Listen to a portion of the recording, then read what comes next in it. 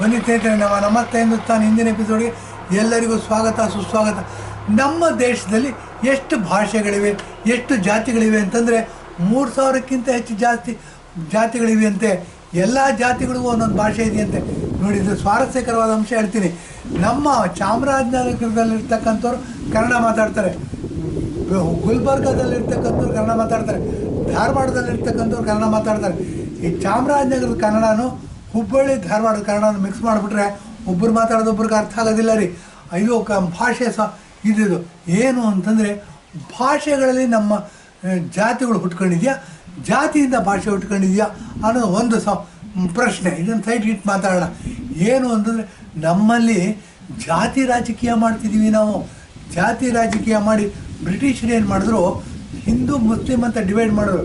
Hindu Muslim ಅಂತ divide ಮಾಡಿ 1857 ನಮ್ಗೆ ಸ್ವಾತಂತ್ರ್ಯ ಬರಬೇಕಿತ್ತು. 90 ವರ್ಷ ಜಾಸ್ತಿ ಆಳ್ಬಿಟ್ರು. ಹಿಂದೂ ಮುಸ್ಲಿಮ್ ಅಂತ ಡಿವೈಡ್ ಮಾಡಿ ಅವರೇನು ಮಾಡಿದ್ರು, ಪಾಕಿಸ್ತಾನನ ಮುಸಲ್ಮಾನರಿಗೋಸ್ಕರ ಡಿವೈಡ್ ಮಾಡಿಕೊಟ್ರು. ಆದರೆ ಬುದ್ಧಿ ಮಾತು ಹೇಳಲಿಲ್ಲ. ಅಷ್ಟು ಬುದ್ಧಿವಂತರು. ಮದರ್ ಆಫ್ ಡೆಮಾಕ್ರಸಿ ಬದನೆಕಾಯಿ ಅಂತೆಲ್ಲ ಹೇಳ್ತೀವಿ.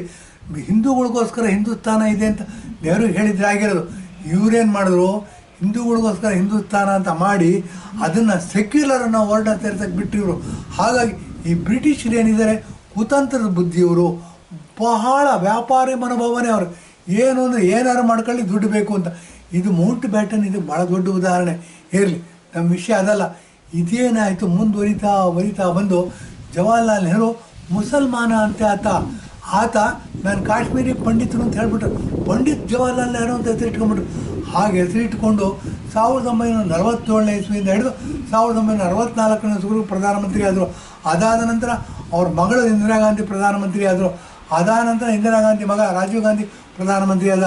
ರಾಜೀವ್ ಗಾಂಧಿ ಪ್ರಧಾನಮಂತ್ರಿ ಆದಮೇಲೆ ಸ್ವಲ್ಪ ಏನಾಯಿತು, ಜನಗಳಿಗೆ ಬುದ್ಧಿ ಬರ್ತಾ ಏನಾಯಿತು, ಎಲ್ಲ ಸ್ವಾತಂತ್ರ್ಯ ಪೂರ್ವದ ಹುಟ್ಟಿರೋರೆಲ್ಲ ಸತ್ತೋದ್ರು. ಮತ್ತು ಹೊಸ ಜನ್ರೇಷನ್ಗೆ ಬುದ್ಧಿ ಬರ್ತಾ ಏನಾಯಿತು, ಕಾಂಗ್ರೆಸ್ ಅಧಿಕಾರ ಕಳ್ಕೊಂಡಿದ್ದೇನಾಯಿತು, ರಿಮೋಟ್ ಕಂಟ್ರೋಲ್ ಅಧಿಕಾರ ಮಾಡ್ತು. ರಿಮೋಟ್ ಕಂಟ್ರೋಲ್ ಹೇಗೆ ಅಧಿಕಾರ ಮಾಡ್ತು, ಮನಮೋಹನ್ ಸಿಂಗ್ ಅನ್ನೋರು ಪ್ರಧಾನಮಂತ್ರಿ ಆಗಿದ್ದರು.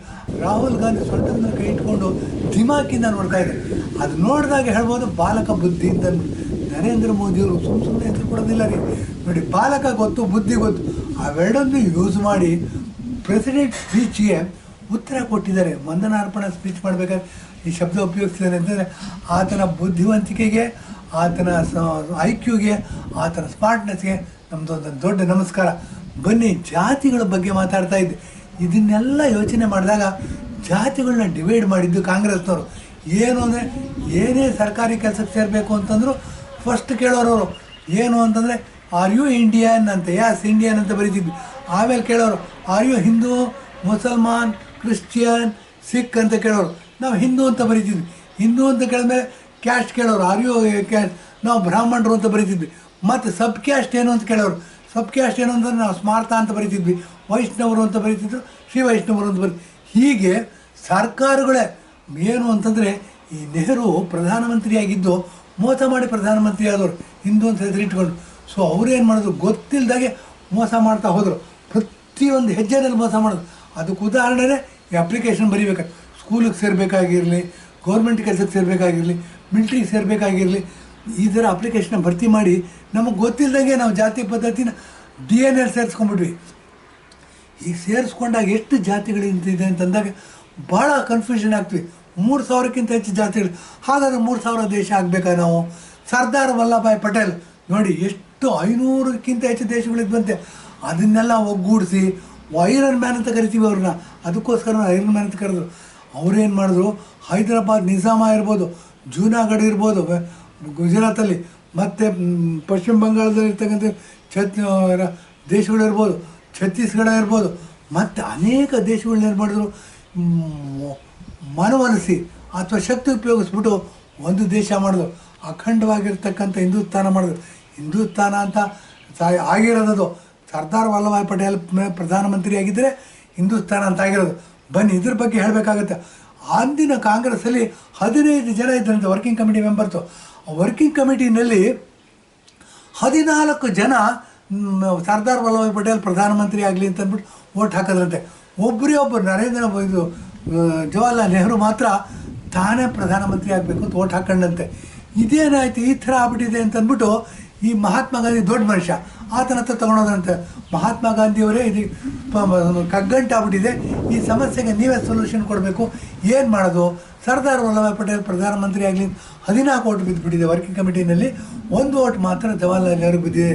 ಹಾಗಾಗಿ ಜವಾಹರ್ಲಾಲ್ ನೆಹರು ಪ್ರಧಾನಮಂತ್ರಿ ಆಗಂಗಿಲ್ಲ, ನಾವು ಸರ್ದಾರ್ ವಲ್ಲಭಾಯ್ ಪಟೇಲ್ನ ಮಾಡಬೇಕು, ಏನು ಇದಕ್ಕೆ ಒಂದು ಉತ್ತರ ಕೊಡಿ ಅಂತ ಅಂದ್ಬಿಡು. ಆವಾಗ ಅವರೇನು ಮಾಡಿದ್ರಂತೆ, ಮಹಾತ್ಮ ಗಾಂಧಿ ಹೇಳಿದಂತೆ ಸರ್ದಾರ್ ವಲ್ಲಭಾಯ್ ಪಟೇಲ್ಗೆ, ನೀನು ಬಿಟ್ಕೊಟ್ಬಿಡಪ್ಪ, ಈ ನೆಹರೂನೇ ಪ್ರಧಾನಮಂತ್ರಿ ಆಗಲಿ ಅಂತ. ಸರ್ದಾರ್ ವಲ್ಲಭಾಯ್ ಪಟೇಲ್ ಬಹಳ ದೊಡ್ಡ ಮನುಷ್ಯ, ಅವ್ರೇನು ಮಾಡಿದ್ರು, ಆಯಿತು ಅಂತ ಬಿಟ್ಕೊಟ್ರಂತೆ. ಆ ಬಿಟ್ಕೊಟ್ಟಾಗ ಇವ್ರನ್ನ ಗೃಹ ಮಂತ್ರಿ ಮಾಡಿದ್ರು. ಗೃಹ ಮಂತ್ರಿ ಮಾಡಿ ಜವಾಹರ್ಲಾಲ್ ನೆಹರು ಪ್ರಧಾನಮಂತ್ರಿ ಆದರು. ಇದು ಎಲ್ಲೋ ಓದಿದ್ದು ನೆನಪು. ಇದನ್ನು ಯಾರಾದ್ರೂ ತಿದ್ದುಪಡಿ ಮಾಡೋಂಗಿದ್ರು ಮಾಡ್ಬೋದು, ಉಲ್ಲೇಖಗಳನ್ನೂ ಕೊಡ್ಬೋದು, ತಾವು ಸಾಕ್ಷಿಗಳನ್ನ ಕೊಟ್ಟು ಇದು ಮಾಡ್ಬೋದು, ತಿಳ್ಕೊಳಕ್ಕೆ ರೆಡಿ ಇದ್ದೀವಿ. ಏನು ಅಂತಂದರೆ ಈ ಥರ ಜಾತಿಗಳಲ್ಲಿ ವಿಭಜನೆ ಮಾಡ್ತಾ ಮಾಡ್ತಾ ಮಾಡ್ತಾ ಏನಾಯಿತು, ಕಾಂಗ್ರೆಸ್ನವ್ರು ಇದನ್ನೇ ಬಂಡವಾಳ ಮಾಡ್ಕೊಂಬಿಟ್ರು. ಇದನ್ನೇ ಬಂಡವಾಳ ಮಾಡಿಕೊಂಡು ಅಧಿಕಾರ ಮಾಡೋದು ನಮ್ಗೆ ಯಾರು ಹೇಳ್ಕೊಡೋದು ಬೇಕಿಲ್ಲ. 125 ವರ್ಷಗಳ ಅನುಭವ ಇದೆ. 125 ವರ್ಷಗಳ ಅನುಭವ ಇದೆ ಅಂತಂದರೆ ಒಂದು ಮಾತು ಹೇಳ್ತೀನಿ, ಎವೋ ಹ್ಯೂಮ್ಸ್ ಅಂತ ಅನ್ನೋನು 1885ರಲ್ಲಿ ಕಾಂಗ್ರೆಸ್ಸನ್ನು ಸ್ಥಾಪನೆ ಮಾಡಿದಂತೆ. ಸ್ಥಾಪನೆ ಮಾಡಬೇಕಾದ್ರೆ ಅವನು ಒಂದು ಮಾತು ಹೇಳಿದ್ದಂತೆ, ಏನು ಅಂತಂದರೆ ಕಾಂಗ್ರೆಸ್ ಅಂತ ಹುಟ್ಟಾಕಿರೋದು ಸ್ವಾತಂತ್ರ್ಯ ತಗೊಳ್ಳೋಕ್ಕೋಸ್ಕರ. ಸ್ವಾತಂತ್ರ್ಯ ಬಂತು ಅಂದ ತಕ್ಷಣ ಇದನ್ನು ವಿಸರ್ಜನೆ ಮಾಡಿಬಿಡಿ, ಕಾಂಗ್ರೆಸ್ನ ಡಿಸಾಲ್ವ್ ಮಾಡಿಬಿಡಿ ಅಂತ. ಕಾಂಗ್ರೆಸ್ ಡಿಸಾಲ್ವ್ ಆಗ್ಬೇಕು ರೀ, ಸತ್ತೋಗ್ಬಿಟ್ಟಿದೆ, ವಯಸ್ಸು ಜಾಸ್ತಿ ಆಗಿದೆ, 140 ವರ್ಷ, ನ್ಯಾಚುರಲ್ ಡೆತ್ನ ಸಾಯುತ್ತದು. ಕಾಂಗ್ರೆಸ್ ಮುಕ್ತ ಹಿಂದೂಸ್ತಾನ ಯಾರು ಮಾಡೋದು ಬೇಕಿಲ್ಲ, ಅದೇ ಕಥೆ ಆಗುತ್ತೆ. ಇನ್ನು ನಮ್ಮ ರಾಹುಲ್ ಗಾಂಧಿ ಅವರಿದ್ದಾರೆ, ಅವ್ರು ಮಾಡ್ತಾರೆ. ಏನು ಅಂತಂದರೆ ಬಾಲಕ ಬುದ್ಧಿ ನೋಡಿ ಎಷ್ಟರ ಮಟ್ಟಿಗೆ ಇದೆ ಅಂತ. ನರೇಂದ್ರ ಮೋದಿಯವರು ಎಷ್ಟು ಯೋಚನೆ ಮಾಡಿ ಇದನ್ನು ಉಪಯೋಗಿಸಿರ್ಬೋದು ಅನ್ನೋದು ನಮಗೆ ಇದು ಬರುತ್ತೆ, ಏನು ಜಿಜ್ಞಾಸೆ ಬರುತ್ತೆ. ಇದ್ರ ವಿವೇಚನೆ ನಿಮಗೆ ಬಿಡ್ತೀವಿ. ಏನಾಗುತ್ತೆ, ಜಾತಿಗಳಲ್ಲಿ ವಿಭಜನೆ ಮಾಡ್ತಾ ಮಾಡ್ತಾ ಇರೋದ್ರಿಂದ ಎಷ್ಟು ಜಾತಿಗಳಿವೆ ಅಂತ ಅಂದ್ಬಿಟ್ಟು ಬನ್ನಿ. ಕರ್ನಾಟಕದಲ್ಲಿ ಇದರ ಪ್ರಭಾವ ಹೇಳ್ತೀನಿ ನೋಡಿ. ಅದು ಯಾವುದೋ ಸಿನಿಮಾ ಬಂತು ಬ್ಲ್ಯಾಕ್ ಆ್ಯಂಡ್ ವೈಟ್ ಕಾಲದಲ್ಲಿ, ಜಾತಿ ಎರಡೇ ಎರಡು ಗಂಡು ಹೆಣ್ಣು ಎಂದು ನಾವೇನು ಮಾಡಿಬಿಟ್ವಿ, ಮುಂದುವರಿಸ್ಬಿಟ್ವಿ ಅದನ್ನು. ಜಾತಿ ಎರಡೇ ಇರೋದು ಗಂಡು ಹೆಣ್ಣು ಅಂದ್ಬಿಟ್ಟು ಮಿಕ್ಕಿದ್ದೆಲ್ಲ ಅಂತ ರಾಜಕೀಯದಾಗ ತಮ್ಮ ಬೆಳೆ ಬೇಯತ್ತಿಂದಾಗ ಈ ಡೈಲಾಗ್ನ ಉಪಯೋಗಿಸೋರು. ಆದರೆ ಜಾತಿಗಳಲ್ಲಿ ವಿಭಜನೆ ಮಾಡ್ತಿದ್ರು. ಎಲ್ಲಿ ಒಕ್ಕಲಿಗರಿದ್ದರು ಅಲ್ಲಿ ಒಕ್ಕಲಿಗರನ್ನೇ MLA ಆಗಿ ನಿಲ್ಲಿಸ್ತಿದ್ರು, ಒಕ್ಕಲಿಗರನ್ನೇ MP ಸ್ಥಾನ ನಿಲ್ಲಿಸ್ತಿದ್ರು. ಎಲ್ಲಿ ಕುರುಬರಿದ್ದರು ಅಲ್ಲಿ ಕುರುಬರನ್ನೇ ಇದು ಮಾಡ್ತಿದ್ರು. ಇದನ್ನೇ ಮುಂದುವರ್ಸ್ಕೊಂಡು ಬಂದು ಅಹಿಂದ ಅಂತ ಮಾಡಿದ್ರು. ಅಲ್ಪಸಂಖ್ಯಾತರು, ಹಿಂದುಳಿದ ವರ್ಗ, ದಲಿತ ಅಂತ ಮಾಡಿಕೊಂಡು ನಮ್ಮ ಸನ್ಮಾನ್ಯ ಸಿದ್ದರಾಮಯ್ಯನವರು ಮುಖ್ಯಮಂತ್ರಿ ಆಗಿದ್ದಾರೆ. ಮತ್ತು ಒಕ್ಕಲಿಗರು ಜಾಸ್ತಿ ಇರ್ತಕ್ಕಂಥ ಕನಕಪುರದಲ್ಲಿ DCM ಶಿವಕುಮಾರ್ ಅವರು ಉಪಮುಖ್ಯಮಂತ್ರಿ ಆಗಿದ್ದಾರೆ, ಕಾಂಗ್ರೆಸ್ನ ಅಧ್ಯಕ್ಷರು ಹೌದು. ಮತ್ತು ಇಬ್ಬರನ್ನೂ ಕಂಪೇರ್ ಮಾಡಿದ್ರೆ ಶಿವಕುಮಾರ್ ಅವರು ಸ್ವಲ್ಪ ಒರಟು ಮನುಷ್ಯ ಸ್ವಭಾವ, ಆದರೆ ಹಾರ್ಟ್ ಒಳ್ಳೆಯದು ಅಂತ ಹೇಳಬೇಕಾಗತ್ತೆ. ಯಾಕೆ ಅಂತಂದರೆ ಸಿದ್ದರಾಮಯ್ಯನವರು ನೋಡಿ, ಕಾಂಗ್ರೆಸ್ನಲ್ಲಿ ಒಂದು ಪದ್ಧತಿ ಇತ್ತು, ಯಾರು ಕಾಂಗ್ರೆಸ್ನ ಅಧ್ಯಕ್ಷರಾಗಿರ್ತಾರೆ, ಕಾಂಗ್ರೆಸ್ ಪಾರ್ಟಿನ ಅಧಿಕಾರ ಇರ್ತಂದರೆ ಅವರೇ ಮುಖ್ಯಮಂತ್ರಿ ಆಗಬೇಕಿತ್ತು. ಈ ಥರ ಕಳೆದ ಬಾರಿನ ಮುಖ್ಯಮಂತ್ರಿ ಆಗಬೇಕಾಗಿತ್ತು G. ಪರಮೇಶ್ವರನವರು. ಅವರು ದಲಿತ ವರ್ಗದಿಂದ ಬಂದಿರ್ತಾರೆ, ಕೊರಟಗೆರೆ ಅವರು, ತುಮಕೂರಿನವರು. ಅವ್ರನ್ನ ನಮ್ಮ ಸಿದ್ದರಾಮಯ್ಯನವರು MLA ಆಗದಂಗೆ ಇದು ಮಾಡ್ಕೊಂಡ್ರು. ಅವ್ರು MLA ಸ್ಥಾನಕ್ಕೆ ಸೋತ್ಬಿಟ್ರು. ಹಾಗಾಗಿ ಮುಖ್ಯಮಂತ್ರಿ ಜಾಗಕ್ಕೆ ಫೈಟೇ ಇಲ್ಲ, ಮುಖ್ಯಮಂತ್ರಿ ಆಗ್ಬಿಟ್ರು. ಇದು ನೋಡಿ ರಾಜಕೀಯ ಚಾಣಾಕ್ಷತನ ಅನ್ನೋದು ಇದಕ್ಕೇನೆ.